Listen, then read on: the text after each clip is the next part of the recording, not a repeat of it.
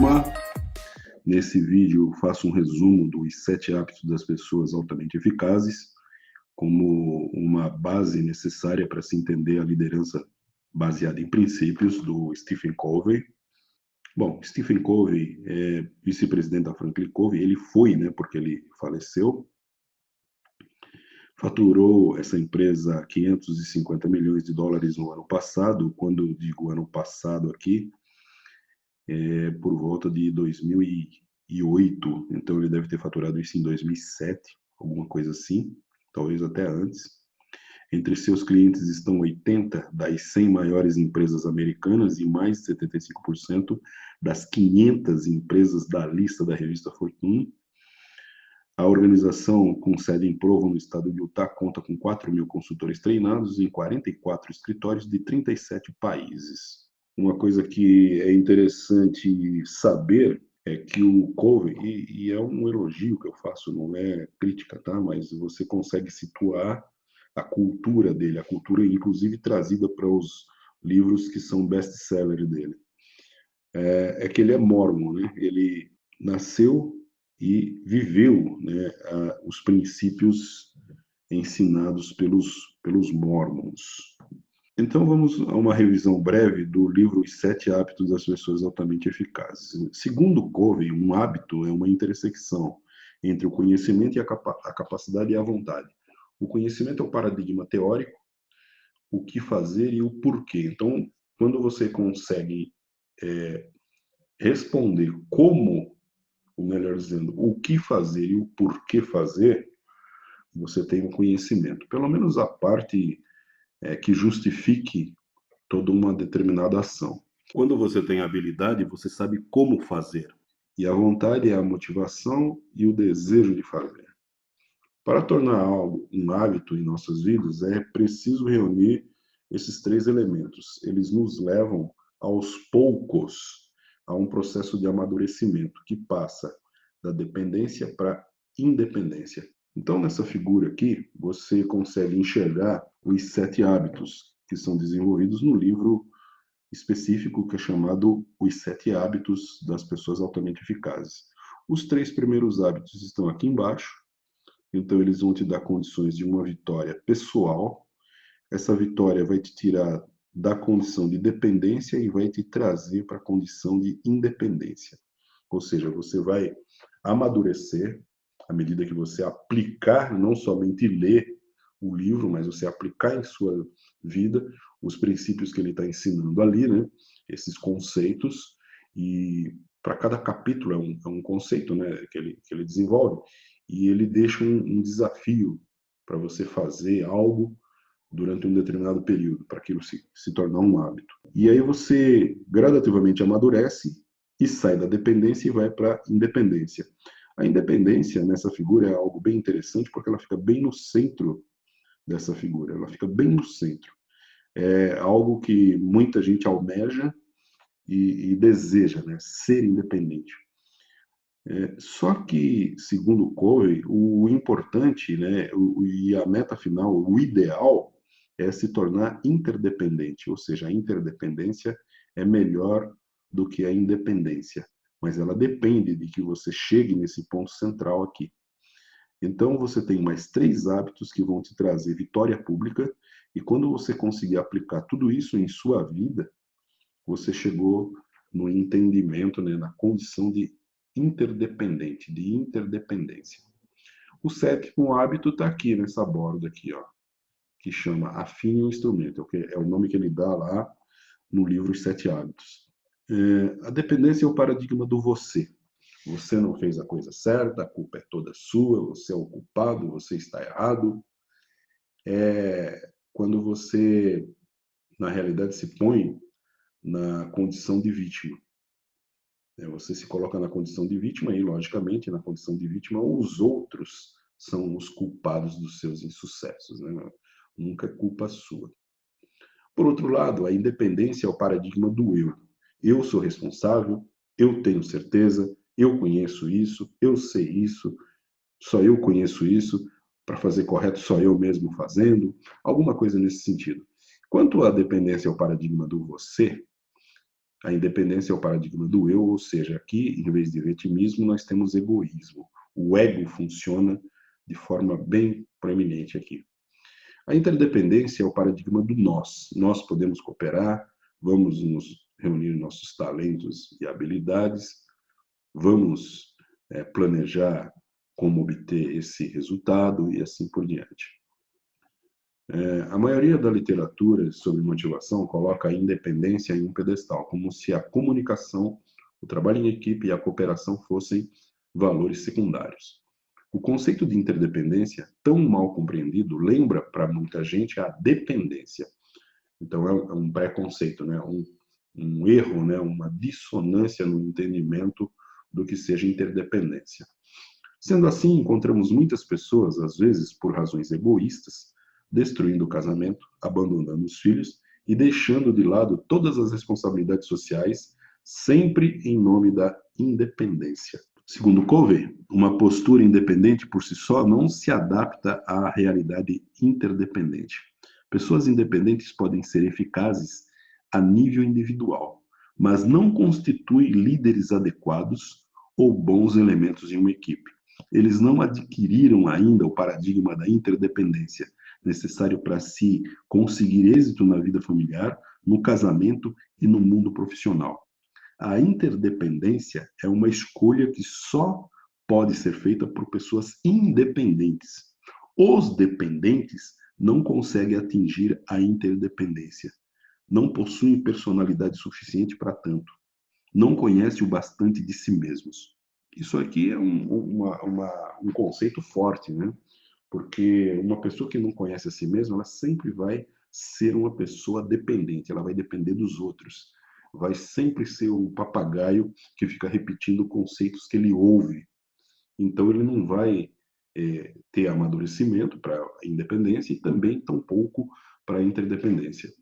No livro Os Sete Hábitos das Pessoas Altamente Eficazes, o Covey, o autor, né, ele conta uma história, que é aquela famosa história da fábula de Ésopo, onde um fazendeiro, num determinado dia, encontra uma galinha, né, encontra, na verdade, no galinheiro da galinha preferida dele, um ovo de ouro.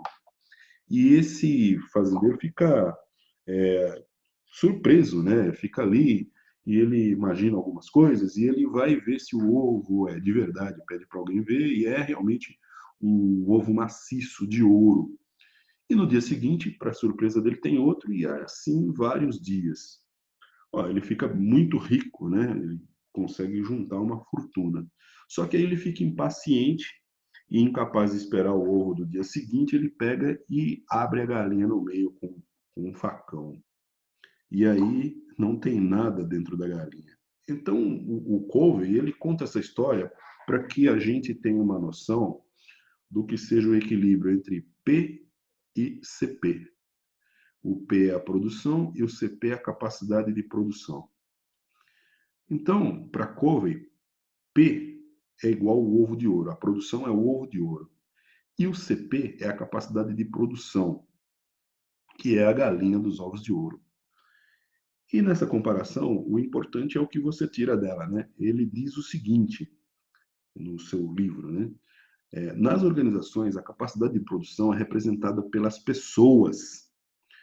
Logo, quando a liderança decidir punir alguém, deve fazê-lo sem destruir a capacidade de produção, sem abrir a galinha dos ovos de ouro, que é aquela pessoa, metaforicamente falando. Logicamente, não há conotação pejorativa nessa abordagem. O capital humano das organizações são e sempre foram seus ativos mais importantes. Bom, e aí a gente começa a abordar os 7 hábitos. E eu vou fazê-lo de maneira rápida, porque é um resumo, e nós já havíamos falado um pouco a respeito disso no passado. Proatividade. Proatividade significa mais do que tomar a iniciativa. Implica que nós, como seres humanos, somos responsáveis por nossas próprias vidas. Nosso comportamento resulta de decisões tomadas e não das condições externas. Temos a capacidade de subordinar os sentimentos aos valores. Possuímos iniciativa e responsabilidade suficiente para fazer com que as coisas aconteçam. Desconheço o fato mais encorajador que a habilidade inquestionável do homem para melhorar a sua vida através do esforço consciente. Henry Thoreau. Veja, aqui ele está expondo o primeiro hábito, né, que é a proatividade. Muita gente pensa que é somente tomar iniciativa. Não é isso. É você ser responsável pela sua própria vida. Comece com um objetivo na mente. Essa questão de começar com um objetivo na mente é você colocar um centro para que nesse centro você possa fazer convergir uma série de visões, ou seja, você colocar um foco, uma série de visões e coisas que precisam ser realizadas. No entanto, o Covey, ele dá o exemplo, né, de como as pessoas elas podem se equivocar ao escolher um centro, ao escolher um objetivo central, um foco. E ele fala assim, muitas vezes nós colocamos o nosso cônjuge como centro. Se o seu centro está no seu cônjuge, como é que funcionam essas 4 coisas aqui, ó, que ele chama de segurança, orientação, sabedoria e poder? Seu sentimento de segurança está baseado na forma como o seu cônjuge o trata. Você é altamente vulnerável aos humores e sentimentos do seu cônjuge. O cara ficou chateado, você trava, né, meu? Você trava. Como que é a orientação? Sua orientação deriva das necessidades e vontades suas e de seu cônjuge. Como que é a sabedoria? Sua perspectiva de vida evita coisas que possam influenciar positivo ou negativamente seu cônjuge ou a relação de vocês dois, né? O poder de agir é limitado pelas fraquezas de seu cônjuge e pelas suas. Lógico que você está envolvido nisso, né? Aí ele coloca aqui, né, diversos outros centros, né? Se o centro é a família, né? Tem muita gente que fala, família, família, né, meu? Como que é a segurança? Sua segurança se baseia na aceitação familiar e em corresponder às expectativas, né? Então, se você fizer algo que desaponte a família, aquilo você também desaba, entendeu? Você tem medo de tomar decisões que não sejam aprovadas pela família. Como que é a orientação? As determinações familiares são a referência quanto à correção de suas atitudes e de seus comportamentos. Você interpreta a vida em termos de família, criando uma compreensão parcial da realidade e o narcisismo familiar. Uma compreensão parcial da realidade, porque na verdade a compreensão não é sua apenas, não são reflexões suas, são reflexões baseadas na família. São ações, o poder, né? São ações limitadas pelos modelos e tradições familiares. Então você não, jamais você vai tomar uma decisão ou tomar uma determinada atitude que não seja aprovada pela família. Você não tem poder para isso.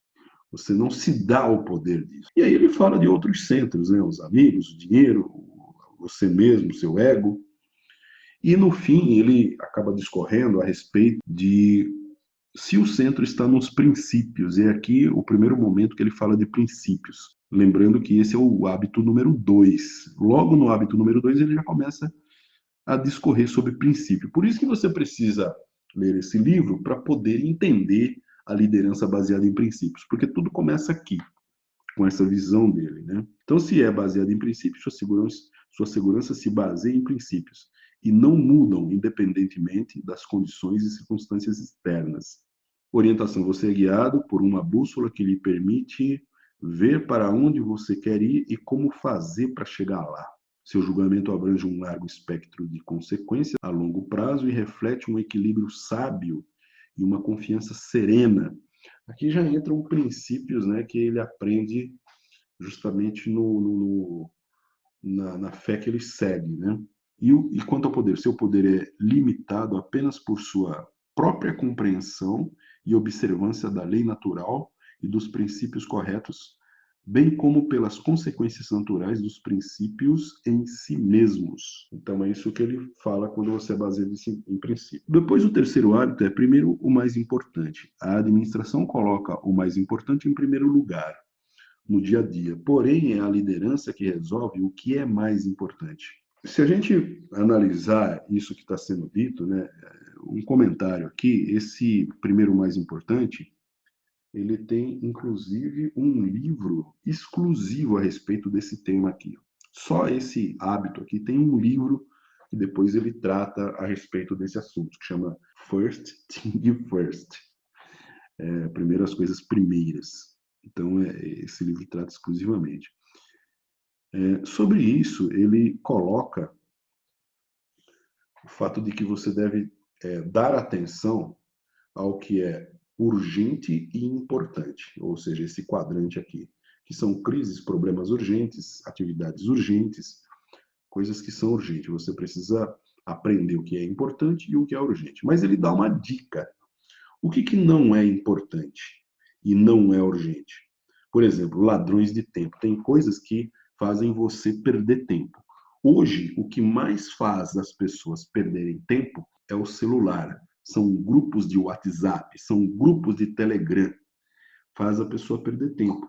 Eu não digo que todos os grupos, não estou dizendo isso, não afirmei em momento algum isso, mas alguns grupos, e existe uma profusão deles. Séries na TV, programas de TV que trazem notícias apenas de fatalidades. Então, isso faz você perder tempo, você perde foco, quando às vezes não perde a motivação ou mesmo o entusiasmo para com a vida, né? Porque fala, pô, só acontece desgraça nessa vida, né? Começa a pensar isso, né? O que é um erro. Bom, então nós estamos no quadrante oposto aqui, né? Ó. Quando você está aqui, você está no quadrante oposto, esse pedaço aqui, ó. Atividades agradáveis, correspondência, determinadas correspondências, né? O que é urgente e não é importante? Interrupções, algumas vezes chamados telefônicos de algumas atividades populares, questões urgentes, questões que as pessoas dizem que são urgentes, né? Então aqui não é importante, você pode deixar um pouco, fazer esperar um pouco mais. Não é urgente, mas é importante. Capacidade produtiva, atividades de capacidade produtiva, planejamento, recreação. Veja, não é urgente, por isso que você planeja. Você planeja, o planejamento em si, ele não é algo urgente, por isso que você está fazendo o planejamento antes. Você está fazendo antes, mas ele é importante para você saber que passos e o que você vai colocar dentro desses passos de importante e urgente. Na realidade, o Covey, né, na Franklin Covey, eles têm uma agenda, né, e a divisão dessa agenda é mostrada aqui nesse slide, né? E existe toda uma maneira, um critério de você preencher as páginas dessa agenda. Essa agenda, ela é famosa no mundo dos negócios, é bem cara, por volta de uns R$ 300, e você tem o refil dela no final quando termina. Aqui tem uma explicação de como preencher na visão do Covey a agenda, né? As páginas da sua agenda, que sinais, indo em frente. O quarto hábito, pense em ganha-ganha. No inglês isso é chamado de think win-win. Ganha-ganha é uma condição que busca o benefício mútuo em todas as interações humanas, com uma solução do tipo ganha-ganha, todas as partes se sentem bem com a decisão e comprometidas com o plano de ação. Essa questão de ganha-ganha é o fato de, muitas vezes, no Brasil, por exemplo, as pessoas não têm essa noção do ganha-ganha. Começaram a ter alguma noção, algumas empresas começaram a ter essa noção agora, recentemente, questão de 10, 15 anos. Mas essa visão, né, vê a vida, né, como uma cooperativa, ou seja, cooperação, as pessoas agindo juntas. A maioria das pessoas se acostuma a pensar em termos de dicotomia, forte ou fraco, duro ou mole, perder ou vencer. E não é preciso dizer que o nosso ego está sempre interessado em ser o mais forte, em ser o mais duro, em sempre vencer. Quem deve perder é o outro. Então, a gente precisa de tomar um cuidado com isso. Mas esse tipo de pensamento tem falhas estruturais. Ele se baseia no poder ou na posição, e não nos princípios, que ele cita um pouco atrás, e vocês já viram alguns. E aqui também, ó, no pensamento ganha-ganha, ele considera a coragem e a consideração. O termo consideração. Se você tem uma consideração baixa ou uma consideração alta. se você tem uma coragem alta ou uma coragem baixa. Quando é alta e é alta, você pegou aqui, ó, você tem um processo ganha-ganha, uma visão ganha-ganha. No flanco oposto aqui, ó, quando você tem uma consideração baixa e pouca coragem, uma coragem baixa, então você aposta no perde-perde. Todo mundo perde. Eu não tenho coragem para arriscar. Não quero me colocar no risco. Então eu perco. Eu também não tenho muita consideração por aqueles que eu lidero. Então, tá tudo bem, eu posso perder. Então, vou fazer negociação perde-perde.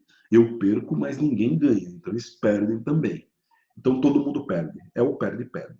Se eu tiver alguma consideração, eu posso entrar no jogo de baixa coragem, eu não quero me arriscar. Então, a outra parte ganha. E se eu tenho uma consideração baixa e uma coragem alta, eu me arrisco, eu ganho, enquanto que a outra pessoa vai perder. O outro, quem está do outro lado, perde, eu ganho. Ou seja, é bem interessante isso, né? O quinto hábito, primeiro procure compreender, depois ser compreendido. Esse hábito é o hábito da comunicação empática. O autor dá o seguinte exemplo: suponha que você tem um problema na vista e decida ir a um oculista para resolvê-lo. Depois de ouvir rapidamente seus problemas, ele, o oculista, tira o óculos e entrega para você. Esse é um exemplo que está no livro. Use estes, diz ele. Tenho este óculos há 10 anos e eles me ajudaram muito. Tem outro par em casa. Pode ficar com eles. Você os experimenta, mas o óculos só piora seu problema. Ou seja, ele te dá uma parábola, né? Como se fosse uma parábola, né? Como se fosse um midrash, né? Da cultura judaica. Né? Ele te dá uma dúvida aí, né? Ele te coloca, meu óculos não serve para você. Mas, no entanto, nessa história, o oculista ele pega, ouve, julga e entrega o óculos dele para que a outra pessoa utilize. Tentar primeiro compreender implica uma mudança profunda no paradigma. Tipicamente, nos preocupamos primeiro que nos compreendam. A maior parte das pessoas não consegue escutar com atenção de compreender. Elas ouvem com atenção de responder. Ou seja, inclusive as respostas são respostas prontas, né? E são soluções mágicas para tudo, né? A pessoa ouve o teu problema, ela não está interessada em você, não está interessada no problema, está te ouvindo e te dá uma resposta qualquer. A gente vê isso muito na televisão, né? As pessoas solucionando problemas para os quais elas não têm a habilidade ou capacidade de resolver. Hábito 6, sinergizar. A sinergia é a essência da liderança baseada em princípios. Ela catalisa, unifica e libera os poderes existentes dentro das pessoas. Todos os hábitos que abordamos nos preparam para criar o milagre da sinergia. E o que é sinergia? Uma definição simples significa que o todo é maior do que a soma das partes. A sinergia também tem um quadro, né? A Franklin Covey e o Covey gostam muito de fazerem matrizes, né, para exemplificar o conceito da coisa, né? Então ele diz assim, ó, se sua confiança é baixa ou alta, em detrimento da cooperação, se a visão de cooperação é baixa ou alta. Então você tem, se a tua confiança é baixa, e aí a gente entra num problema recorrente no Brasil, né, onde a confiança das pessoas é baixa. Se a sua confiança é baixa e sua cooperação é baixa, você se coloca numa postura defensiva. Você é defensivo, você se defende. Então você sempre vai apostar no ganha-perde. Você ganha ou eu ganho. Se eu tenho baixa confiança, eu ganho até mesmo para suprir essa desconfiança e a outra pessoa perde. Ou eu posso também perder e a outra pessoa lá ganhar, o outro quem está do outro lado ganhar. Mas é sempre uma postura defensiva. Se tiver no meio ali, mais ou menos confiante, mais ou menos cooperador, você vai tomar a postura respeitosa. Mas se a sua confiança for alta e o seu sentido de cooperação for alto, você vai fazer um jogo ganha-ganha, think win-win. E você vai ser uma pessoa sinérgica, vai ter sinergia nessas atitudes, né? E, para finalizar, nós temos aí o sétimo hábito, que é o hábito da renovação, que ele colocou na borda ali, afine o instrumento. Esse hábito representa uma capacidade de produção pessoal, preserve melhor seu bem mais precioso, que é você mesmo, renova as 4 dimensões da sua natureza, a natureza física, espiritual, mental e socioemocional. Então, a física, no livro Os Sete Hábitos, ele discute o fato de você fazer exercícios com frequência, também a sua alimentação e cuidado com o estresse. Na parte mental, leitura, visualização, planejamento, escrita. Na parte socioemocional, você ter empatia, você ter segurança, ou seja, confiança, você ajudar as pessoas e pedir ajuda quando necessário, tentar buscar sinergia. E na parte espiritual, clareza de valores, envolvimento, estudo e meditação, ou eu coloco também a reflexão a respeito de as coisas que você ouve, as coisas que você absorve, né? Na organização, a dimensão física se expressa em termos econômicos. A mental ou psicológica lida com o reconhecimento, o desenvolvimento e o uso do talento. A dimensão socioemocional tem a ver com as relações humanas, o modo como as pessoas são tratadas. E a dimensão espiritual lida com a descoberta do propósito. Então, quando você olha no ponto de vista de uma organização, quando você fala a sua dimensão espiritual, ela não quer saber a respeito do que você acredita, ela quer que você descubra o propósito através do objetivo ou contribuição da organização, bem como a sua integridade, né? Quando uma organização negligencia uma ou mais dessas áreas, há um impacto negativo em toda a empresa, em toda a organização. Bom, e aqui está um resumo, né, sobre o princípio e o paradigma. Uma vez obtido, né, e praticado os 7 hábitos, ele propõe no outro livro o 8º hábito. O 8º hábito ele preconiza esse seguinte conceito aqui: encontre sua voz interior e inspire os outros a encontrar a deles. Muito bem. Então, o Covey, nesse livro, o 8º hábito, ele fala, né, a gente fazendo um resumo, né, sobre dons e escolhas, princípios e as 4 inteligências. E ele coloca, né, que para que você encontre a sua voz, você precisa, de alguma maneira, encontrar o que ele chama de grandeza, né?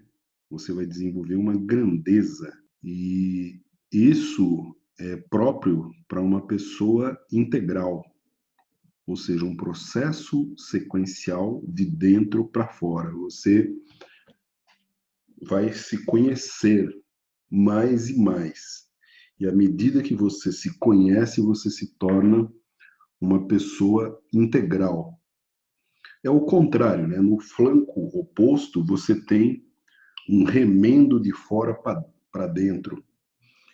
Ou seja, existem pessoas que, quando têm um problema, elas têm a capacidade de se recompor, né? De se recriar, de crescer.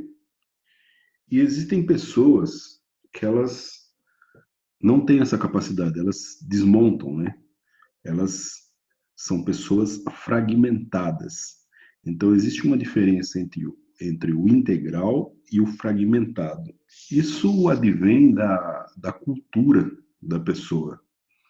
Então, a pessoa ela pode ter visão justamente criativa, né? Uma pessoa que sabe fazer as escolhas, conhece os princípios, né? Segundo Covey, e ela trabalha então isso. Mas dependendo da cultura da pessoa, ela não consegue. Então, esse é o caminho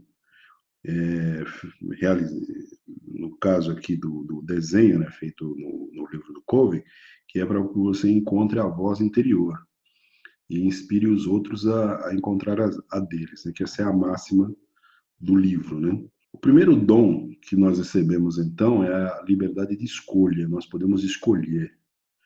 O Covey, ele ensina isso, segundo ele, né, ele ensina isso há meio século, ou seja, 50 anos ensinando isso. Liberdade de escolha, tal qual a vida, é o maior dom dos seres humanos. Contrasta com a mentalidade da vitimização. Então, naquela primeira parte, onde a pessoa é a vítima, ou seja, o paradigma da dependência, a pessoa se vitimiza, né? Então, isso é o contrário. Aqui ele coloca que algumas, ele chama isso de dons, né? De nascença, a maioria deles ainda é ignorado. Então, o primeiro dom seria a liberdade e capacidade de escolha. O segundo seriam os princípios, as leis naturais, universais, atemporais e autoevidentes. E depois, o terceiro são as quatro inteligências, que é a parte da inteligência mental, a inteligência física, a inteligência emocional e a inteligência espiritual. Ainda falando um pouco a respeito da liberdade de escolha, ele diz o seguinte, né? Entre o estímulo e a resposta, entre os dois, está a liberdade de escolha.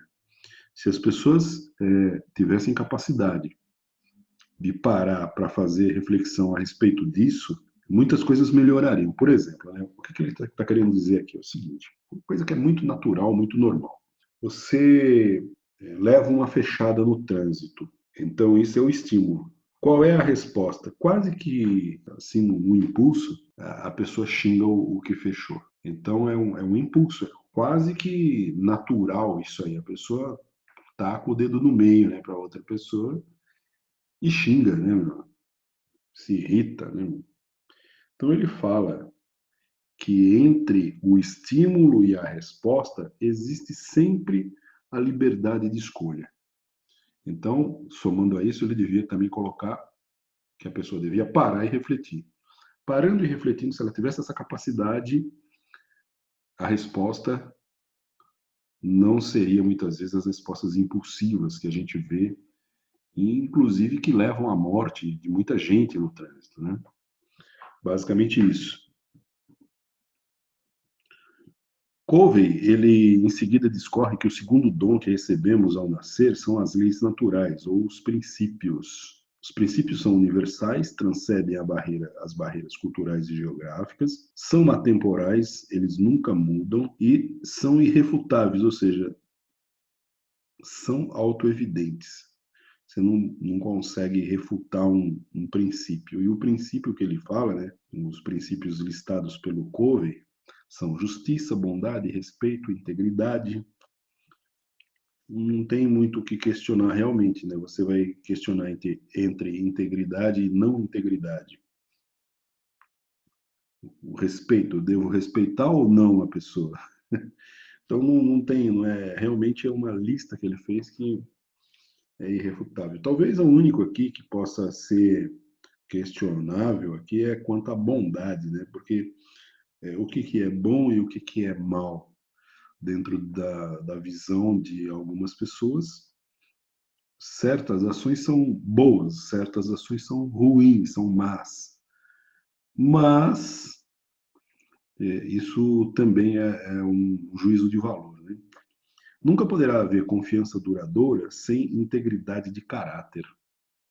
Então você vê que a confiança que ele precisa para uma outra coisa, para ganha-ganha ou para sinergia, na sinergia alto-baixa confiança, você precisa de ter integridade de caráter, que é o que ele diz aqui. O terceiro dom, segundo Covey, são as quatro inteligências, né? Então você tem inteligência mental, capacidade de raciocinar, analisar, pensar abstratamente, a inteligência física, e aqui ele pede para ler a página 51. Na página 51, ele diz o seguinte, que é sobre inteligência física, né? O corpo humano é um sistema incrível.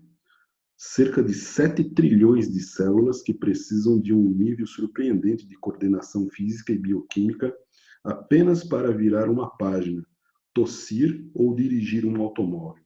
Quando pensamos o pouco que temos que pensar nisso, ou seja, é feito de maneira automática, muitas das funções do corpo, é o que ele quer dizer, o fato se torna mais impressionante. Quando foi a última vez que tivemos que lembrar nosso coração de bater, ou nossos pulmões de expandir e contrair, ou nosso sistema digestivo de secretar as substâncias químicas certas horas, na hora certa, né? E esses muitíssimos outros processos são executados inconscientemente a cada instante de nossa vida. A inteligência gerencia todo o sistema, boa parte das vezes de modo inconsciente. Ok? Isso aqui, inclusive, é uma fala, né, de um outro autor que é médico. Está registrado no livro dele, página 51. Muito bem. Depois ele tem a inteligência emocional, é o autoconhecimento, a autoconsciência, a sensibilidade social, a empatia e a capacidade de comunicação satisfatória. Muito bem. E por fim, ele tem aqui a inteligência espiritual, que ele chama de QS. Segundo Covey, é a fonte que orienta as outras 3 inteligências. Espiritual tem relação com a busca de algo maior ou mais digno de confiança do que o próprio ego. Então, crescimento e desenvolvimento está na parte mental, que é aprender, deixar um legado.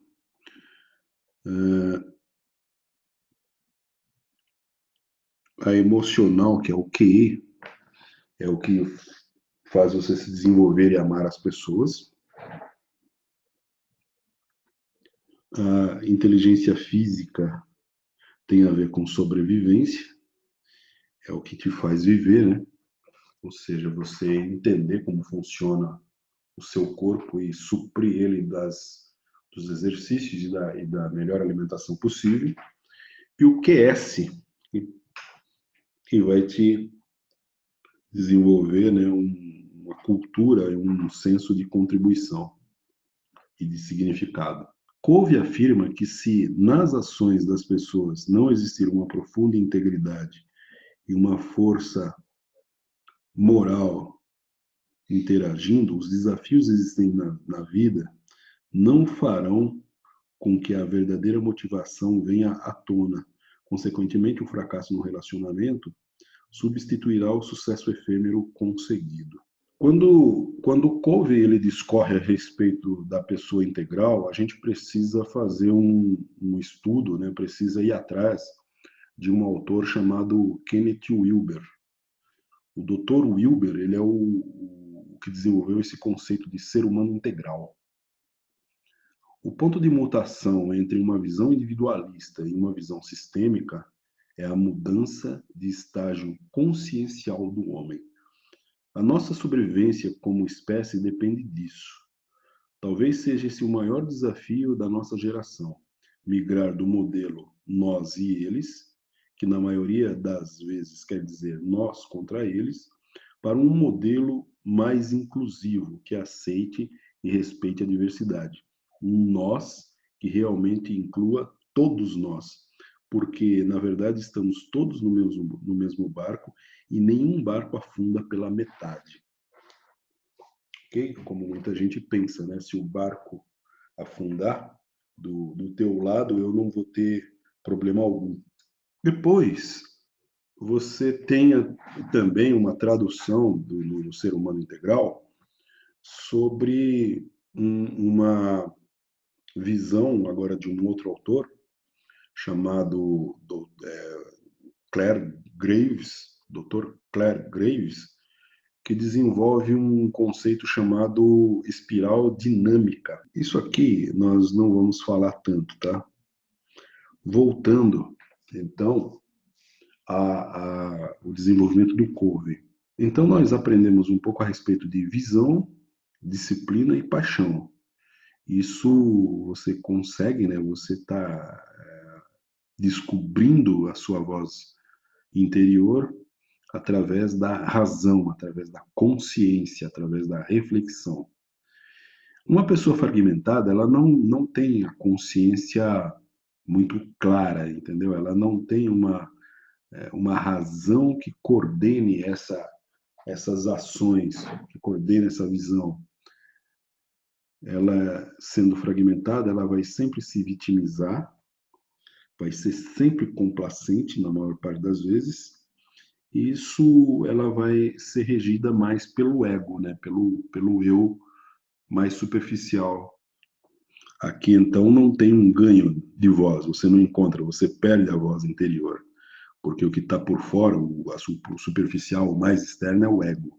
Um pequeno debate rápido a respeito de falta de confiança e como modelar a confiança, que são papéis do líder, né? O líder consegue fazer com que a pessoa modele a sua confiança, ele fortalece, faz descobrir um caminho e consegue alinhar a pessoa a determinados propósitos. Essa é a defesa do Covey. Em contraste a isso, ele fala que quando falta confiança é porque há um enfraquecimento que se projeta na forma de apatia, devaneios, tédio, medo, raiva, escapismo. Então, existe nesse sentido o que a gente chama de sofrimento, porque a pessoa não está no mundo da realidade, ela não está no mundo da razão. Falta de confiança leva a calúnias, brigas internas, vitimização defensiva, sonegação de informações, ambiguidade, caos, pautas ocultas e politicagem. Tudo de ruim aí, em termos do que essa palavra significa, né? Mas, de certa forma, tudo de muito negativo. Né? O que acontece? O antídoto para isso, o sofrimento agudo, né, é justamente você descobrir o caminho, se alinhar, se fortalecer, modelar a confiança. Quem faz isso é o líder para as pessoas, né? Ele desenvolve isso nas pessoas. Então é o último ponto aqui, né? Dentro da ferradura aqui, digamos assim. Né? Parece uma ferradura, né? Parece um diapasão, na verdade, né?